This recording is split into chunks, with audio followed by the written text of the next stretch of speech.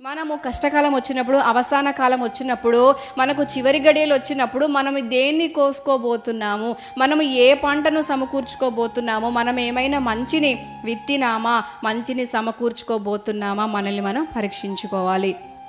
దావీదులాగా మనం ఇంత ధీమాగా నా బ్రతుకు దినాలన్నీ కూడా కృపాక్షేమమే నేను చూస్తా అని చెప్పగలిగే ధైర్యంలోకి, ధీమాలోకి, ఆ మంచి అనుభవంలోకి మనందరము నడిపించబడదుముగాక. ఆమెన్. ఎంత ధైర్యంగా చెప్పగలుగుతున్నాడు, జీవితాంతం నేను సుఖం చూస్తా, జీవితాంతం వరకు నేను క్షేమం చూస్తా, దేవుని కృపను చూస్తాను అంటున్నాడు. దేవుని కృప సంపాదించుకోవాలంటే అంత ఈజీ కాదు కదా. దేవుడు అందరికీ కృప చూపించేవాడే, మంచివారి ఎడల చెడ్డవారి ఎడల అందరి ఎడల ఆయన కృప చూపించేవాడే.